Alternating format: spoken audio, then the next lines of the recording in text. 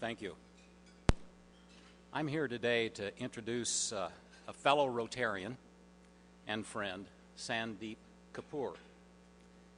He's Chief Executive Officer and franchise owner of Chick-fil-A Tamarack Square. Chick-fil-A, for as many of you know, is a premium fast food provider, and Sandeep's business provides this premium fast food from the Hampton Avenue location and also through a catering business. But before I introduce Sandeep, I'd like to introduce his guest today. First, we have Valerie Kapoor, his wife. Please stand, Valerie. Be welcomed.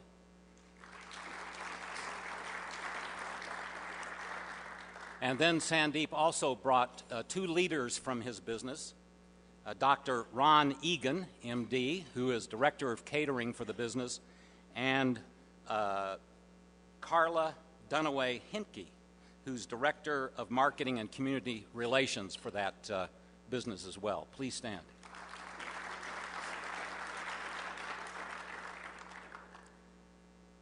Sandeep is here to tell us his grateful journey of an immigrant story. It's fascinating. I've heard several parts of it, and I'm sure you're going to enjoy it. Sandeep, we are grateful that the journey that you and your family has brought you and your family to Colorado and brought you here to the Rotary Club of Denver. Please welcome Sandeep Kapoor.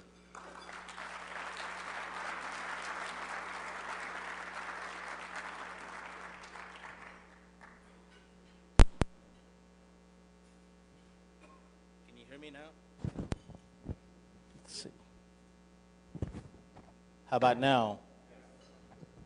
Thank you. I don't know who Don was talking about. I don't know this guy that he introduced. My real name is Bubba Smith. And I was born and raised in the swamps of South Georgia. That's where I got my brown tan. So just sit back and relax.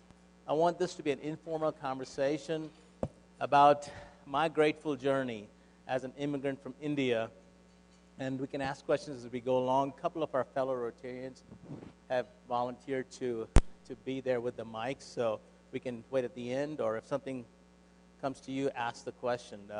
I ask you not to get swayed by what may seem as accomplishments in life as you go through what I'm talking about, but the main purpose is to illustrate how fortunate and blessed I am that God has placed several people in my path over the years who have created opportunities for me. Carpe diem is all I did. And I am continuing to stay blessed, not only in Colorado, but in Denver Rotary, which is my latest Rotary journey.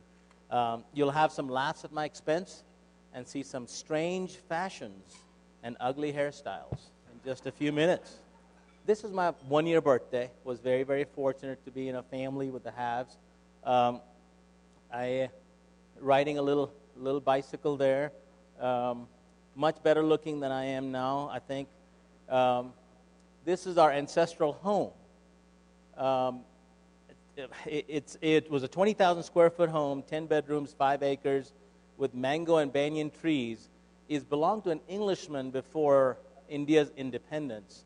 And was bought by my grandfather and his brother. It was located what I would call like a Cherry Creek part of town. We grew up in a joint family, which means that my grandfather and his brother's family, both trees, were in the same house. So even though it's a big house, there's a lot of people, a lot of fun, bunch of uncles, aunts, cousins. Meal times were absolutely fun. My grandmother was the head of the table, and so it was a lot of fun. And Valerie has been to this house. This has been demolished at this point because as developers have taken over, and there's a huge multi-story complex there. My great-grandfather had the first car agency in town in the 1920s. In my opinion, they were fairly entrepreneurial at that time. My grandfather and his brother started what is called the Kapoor Transport Company, similar to a smaller regional scale Greyhound for the U.S. My father or his siblings didn't go into the family business, so it perished after 10 years upon the untimely death of my grandfather at age 55. My father became a civil engineer and in the Indian Railways. My mom raised the family, a pretty typical Indian family.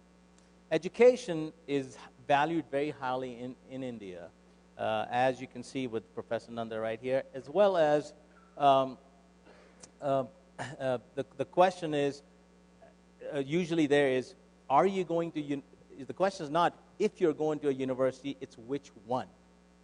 My earlier years, I went to St. Mary's Convent Elementary School, a Catholic school, continued in my private school through the 12th grade, and played, and you'll see some of these. This is my mom and dad. My dad passed away a couple of years ago at age 82. Many of you may have seen my mom. She was here when I was introduced. Don had been kind enough to have us over, and that was their wedding picture. This is, again, some early pictures. I played badminton, table tennis, cricket, represented the district, state, and only once at a national level. This was captain of the badminton team. Fairly ugly pictures, so please feel free to laugh. It's okay. This is a 12th grade class picture. Most of these are professionals. The guy in the, let's see if I can point that. This guy right here he's one of the world's leading neurosurgeons. He is based out of New Delhi still. Several doctors here, several engineers. To continue from high school, graduate from high school, one appears in a statewide or national exam that usually lasts 2 weeks long. In my case, if there happened to be about 500,000 students who sat for the exam. Results are published 2 months later in a newspaper like you see here, with only roll numbers, similar to Social Security numbers that are published. Here, you can't see this. All these are Social Security numbers that are published. This is like 10 pages long because of 500,000 students. Highest scores, the first are published in the front of the page, and then it keeps going down. The back pages is the third division, and obviously you don't want to be in that. And if your name or if your Social Security number does not appear in this 10-page newspaper, guess what? You failed. So, and then the merit list is the top 10 people who score in that entire national or statewide exam. And sometimes the merit list is only separated by 1 point. So interestingly, all my friends, when I appeared as all my friends, and we gather in the summer afternoon when the newspaper comes out, it's a supplement. The name of the newspaper is Indian Express, and they publish a supplement, and we go look for our roll numbers, our Social Security numbers, and everybody finds theirs in first division, and I can't find mine. So I'm reluctantly turning to the second page. Don't find it. Third page, last page, can't find it anywhere. That's really concerning. I was not a bad student. I was a decent student. I really thought something had gone wrong. So my heart was sinking as we were turning to the other pages, and it turned out to be that and I'm going to turn the slide to this, one of my friends happens to see my name in the merit list right here. You probably I can't even read that, somewhere right here, as 9th in the state or in that exam. So I was very, very blessed. Sigh of relief, almost had a heart attack that I could. So that next trophy is the merit list trophy, but noteworthy is the ridiculous shirt and the posture. Thank goodness that the fashion pundits didn't adopt the style. So this was for the merit list. So after that, I go off to engineering school at Birla Institute of Technology and Science. It's a sister institution of MIT at that time. These are the pictures. This is an aerial shot of the campus, and this is one of the main buildings right here. Financially struggling parents on a government salary never hesitate to pay for my prestigious education. Used up all their savings and took out loans, can never repay them back. The gift of education that I received. The 12th grade merit list had gone to my head.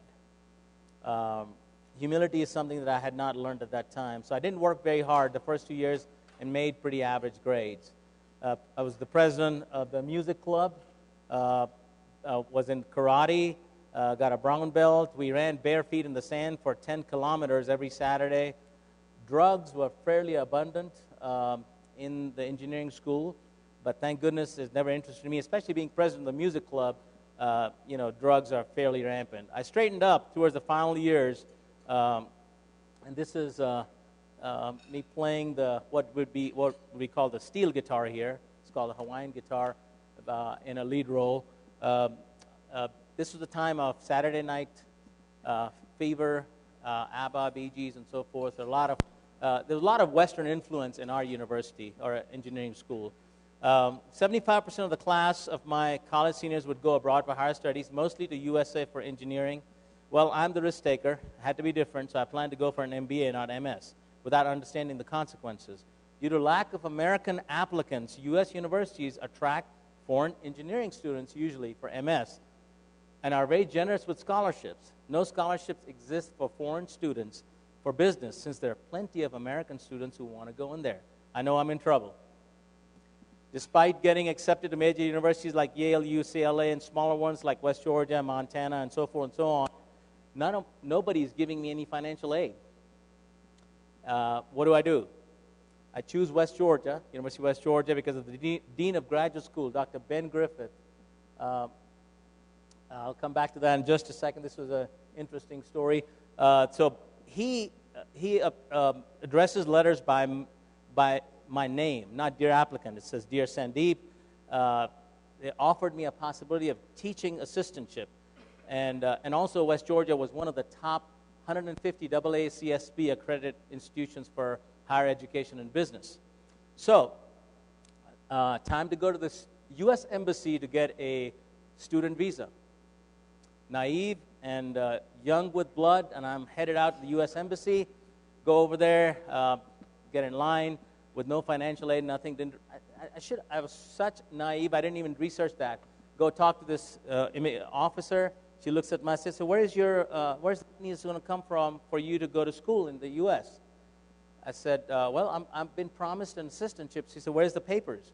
Well, it's a promise.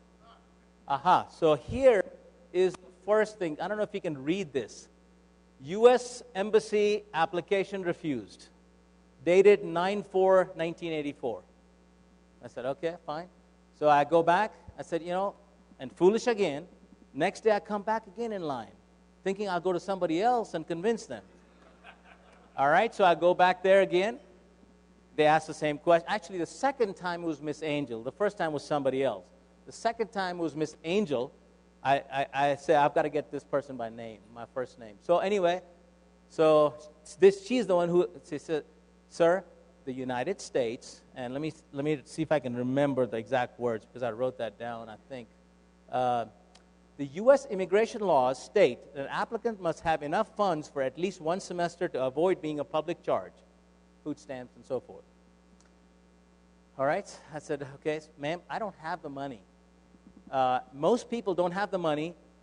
They either get scholarships or they borrow money. And what the point is, the United States government wants enough money in your checking account.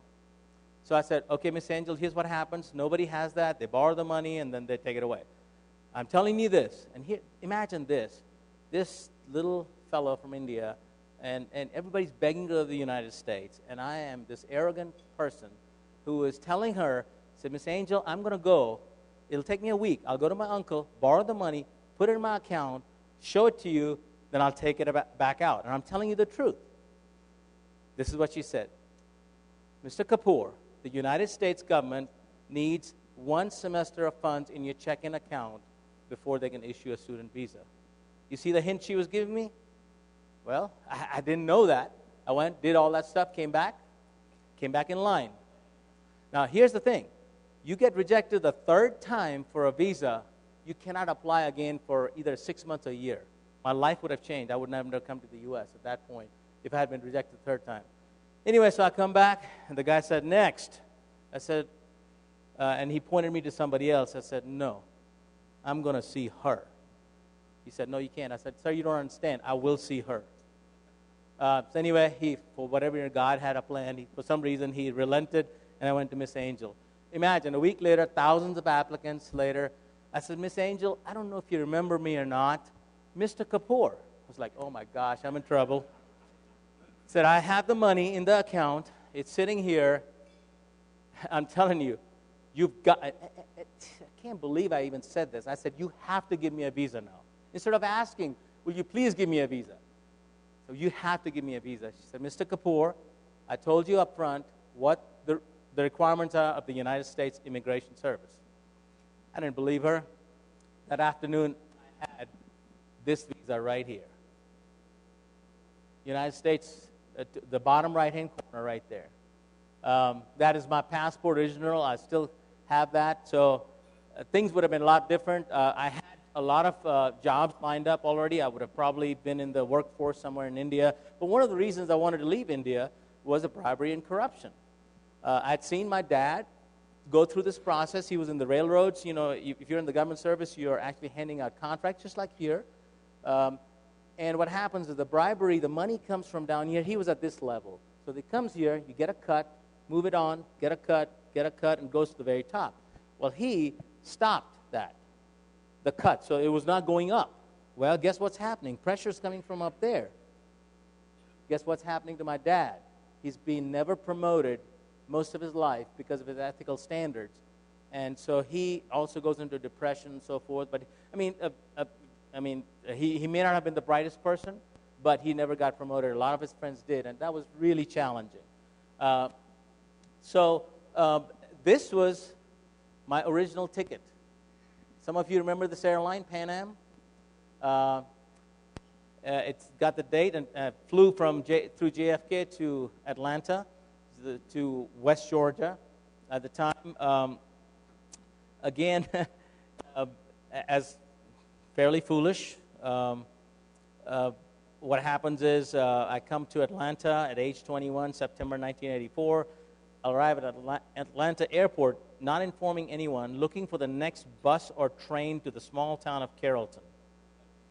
Was laughed at the information desk. So I called my foreign student advisor, which you'll see a picture of. She said, why did you call? I said, well, I'm used to being independent. I just showed up. I didn't know a soul in the United States. I thought I'd just come over to Carrollton, 45 miles west of Atlanta. So I landed up there. Thankfully, to fast forward, Dr. Griffith, and I see that is me way back when. That's my roommate here, who has a story that how I met my wife, and you'll hear that. This is the foreign student advisor, Sylvia Short. She picks me up. Dr. Griffith, Dean of Graduate School, actually arranges for a teaching assistantship for me, and in the Apple Computer Lab. I didn't know anything about computers. I'm an engineering student. I learned something about computers, but not enough. So I'm supposed to teach in the computer lab. I'm terrified, but I have to survive. I just take the job, not telling anybody about it, and start studying the night before for the subject matter that I'm teaching the next day. So I'm staying one day ahead now. One night ahead, actually, probably, because I got to survive. What do? Money is still not enough. So I take up cash, yard work. Foreign students are not allowed to work off campus. Please do not tell immigration some of the stuff that I'm telling you here. I may lose my citizenship at this point. Anyway, so I'm doing some yard work. Dr. Griffith feels sorry for me, hires me to clean gutters and yard work at his house every Saturday. Overpays me $5 an hour. Minimum wage is $3 an hour. So thankful. Have memorable lunches with his wife. Betty, what a gracious American couple. Gracious. I'm falling in love with America because of so much kindness. Still, money is too tight, so as a desperate, risky measure, try to get hired as a stock boy at Kmart, off campus. Again, remember that thing. Dr. Griffith finds out, and his wheels are turning. This is Dr. Griffith. He is 93 years old. We saw him last year in Macon, Georgia. English professor, Shakespeare. I mean, absolutely just, Betty has since passed away. Loved Indian food, took me to Touch of India, trying to make me feel at home. Rotary Club of Carrollton, Georgia. Bob Stone, which you'll see a picture later, founder of a local computer company, Systems and Methods, is approached by fellow Rotarian Dr. Ben Griffith, Dean of Graduate School, who oversells the intelligence and capacity of an Indian graduate student in the computer field. Bob interviews me selling fruit to the high school band booster club on the side of a truck. Next week at the Rotary Club meeting, a scholarship is born from Systems and Methods to the university. Guess who's the designated sole recipient? All the way until he graduates from his MBA, at which time the scholarship is dissolved. That is the fortunate blessing that I received that brings tears to my eyes even till this day. I moved from riding a bicycle to school and work, bicycle school and work. I've got 3 jobs at Systems and Methods, the computer lab, and of course going around doing yard work on the weekends, get extra money. But I'm telling you, I'm saving a lot of money because I got to pay all this money back that I had brought for plane ticket and so forth and so on. But my first car, bought for $400, an ugly green Volkswagen Jetta that stayed in the shop more than on the road. But I was proud because I was driving on the right side of the road with confidence after driving on the left side of the road for the first 21 years of my life. My roommate from China and I go, the one that you saw in the few slides, I go apartment hunting in this small town. Robert and Flo Young, jewelers, local jewelers, tell us at their door that their upstairs apartment that we thought was empty is rented already. I'm like, we just found out about that today. Didn't feel much about it. Then I get a call that same afternoon after he checks with Dr. Griffith and Bob Stone that apparently I was not a foreign terrorist and the apartment is available. The Youngs took us in as family, and I lived with them and even Valerie and I for years after we got married. Bob Stone, I don't know what the next slide is. This is graduation for my master's. This is the computer company that Bob Stone, the best little software house in Georgia. I guess that's where one of the things, going the extra mile, was born for me, and where I learned. Bob brings me to his family computer company. Quickly, I rise through the ranks, and he invites me to be the only non-family member to join the executive committee. End up running the largest segment of the company. Bob becomes a mentor and has a huge influence on me through community, Rotary, of course, civic and philanthropic activities, business ethics, client relationships through trust, going the extra mile, which is some of the traits that Bob taught me over the years. This is another kind of thing that I have. My love for Mercedes was born as I accompanied him on his trips while he was restoring his 1959 SL 190 and a fleet of newer Mercedes. We had the software services company that served food stamps for the state of Georgia and other places. So what happened was he had a fleet of Mercedes, and I got involved with that. I am driving this SL 500 going to a client, Six Flags Georgia was a client, and one of the ladies there is a pretty blonde named Tracy, and I drive up to this Wendy's drive-thru in this car. After we're leaving, the window employee extended his hands to me. I'm puzzled why Tracy is laughing away. She later explains that he thinks that I'm some Middle Eastern sheikh with a blonde, so he's expecting a big tip in this car. So it's amazing that in 1987, my roommate introduced me to this pretty girl that you saw here, and that's up there. I fall head over heels over this girl, and I had a girlfriend at the time. Don't know why she agreed to go out with me to lunch with him, and I made a fool of myself by talking all business to this art major. I find this out later, though, that I remember kicks under the table from my roommate, but didn't get the hint. When I broke the news to my parents, that by a phone call 10,000 miles away that I wanted to marry Valerie, my mom's words were, "Could you not have found an Indian girl?" Within a few months, she changed her statement, saying, "You could not have found a better Indian girl than her." Her Air Force parents and siblings took the foreigner in faster than even my family did. We were married in 1988. Despite the easy way to get a green card to marry an American citizen, I chose to go through the long, arduous journey, 4 years of labor certification and becoming an American citizen. Age 33, I started a bank, Hometown Bank, and was invited to join the board and the executive committee with the banking department, and we are sued before we even actually open the doors. Imagine the life lessons that I'm learning. All these gray-haired gentlemen teach me a lot. I'm part of the asset liability committee, loan committee, and so forth. Happy ending after 5 years and $150 million in assets. We sold the bank as part of SunTrust now. I've been involved in a lot of economic growth and community-type activities, thanks to Bob Stone, Board of Chambers of Commerce, Board of Hospitals, United Way, Morristown Hamlin Hospital Ethics Committee. I've helped with physician recruiting and so forth. Just meaningful decisions that you do in this ethics committee about life and death when the family cannot decide if their family members, we should leave them on life support or not. I'm the only non-physician sitting there. Awesome responsibility. Interesting thing, I've been teaching at grad schools of banking at LSU, University of Georgia Banking School, and undergraduate programs as adjunct faculty or speaker at Richards College of Business and University of West Georgia. Interesting time, presidential search committee happens, and the Board of Regents asked me to be on the committee for University President of West Georgia. Interestingly, this Indian gentleman applies. He's one of 150 candidates.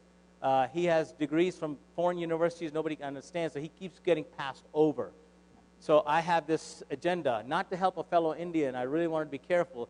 I wanted to be sure that he was looked at. He was IIT Bombay, a very prestigious institution. IIM Ahmedabad, which is MBA.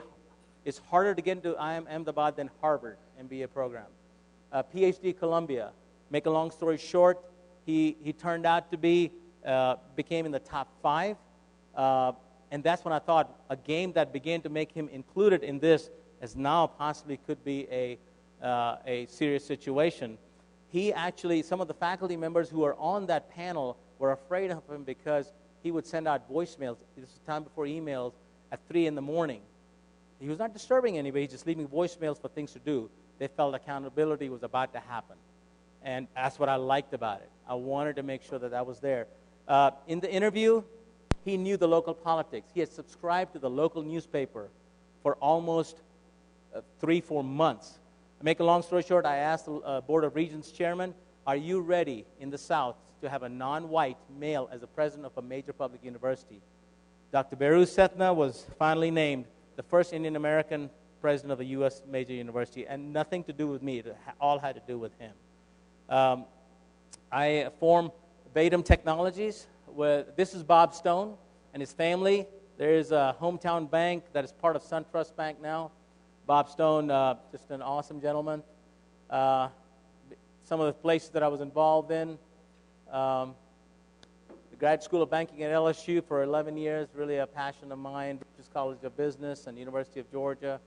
And if I run out of time, I will probably be here to answer any questions. Here's the company that I started, Batum Technologies.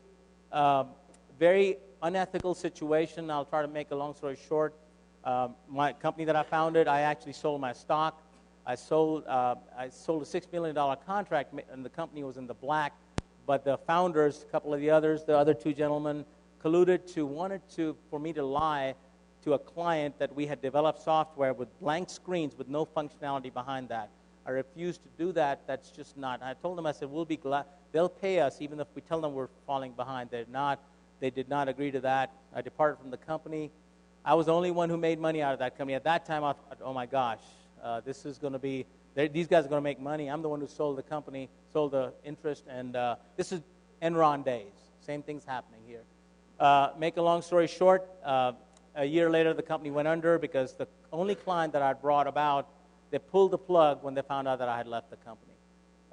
We were at the Masters. Here's Truett Cathy, the founder of Chick-fil-A. This is why I was attracted to Chick-fil-A also, because of integrity and things like that.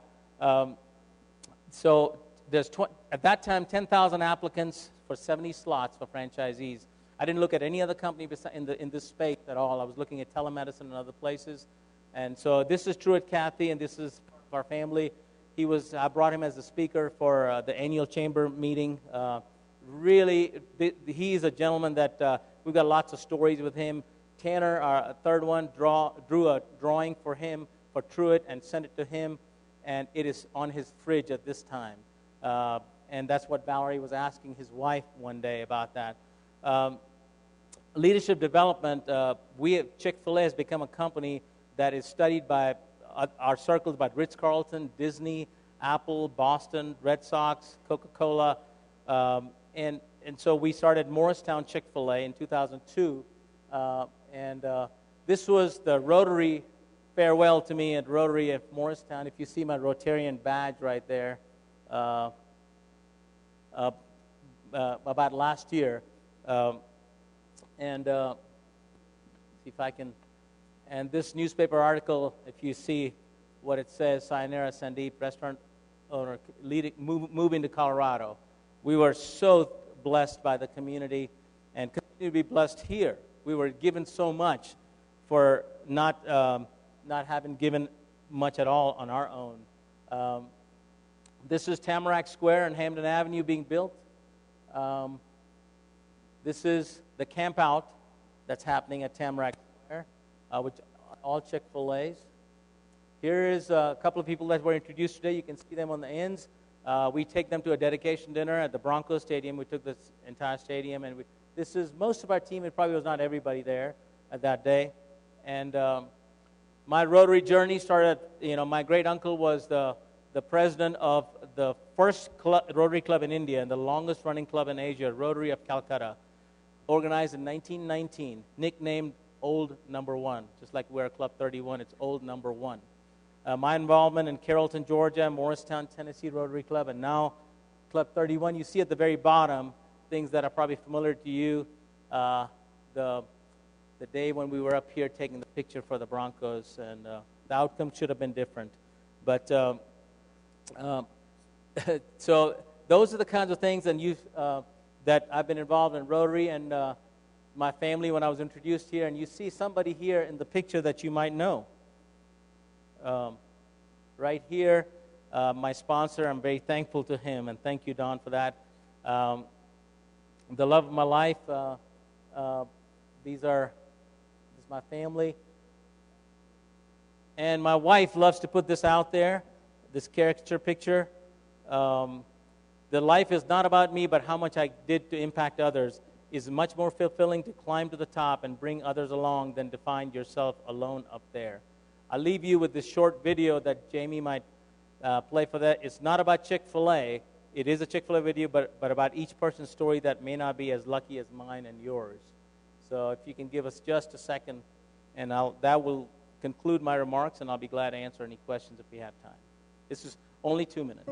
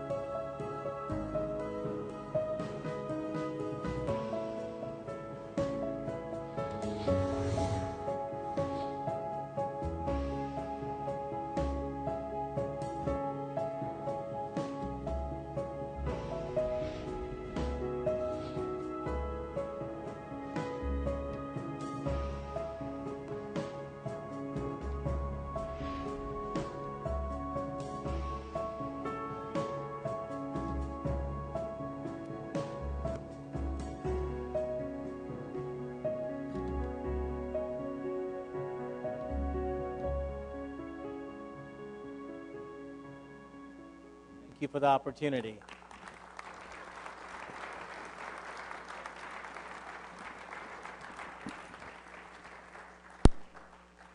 Sandeep, thank you so much for sharing your story with us today. What a phenomenal story. I really appreciate it.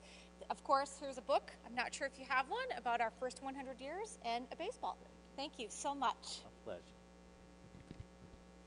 So today, we've certainly heard about the power of Rotary from Tim Sweeney's story that we heard about putting his name and Rotary on his business emails. We heard about the power of Sandeep's experience with Rotary and how the scholarship that he got from Rotary really changed the outcome of his life. Next week, we're going to be at the Denver Art Museum to hear how our grants really impact the recipients of the Scholastic Art Awards. So see you next week at the Denver Art Museum, and have a wonderful week. Thank you.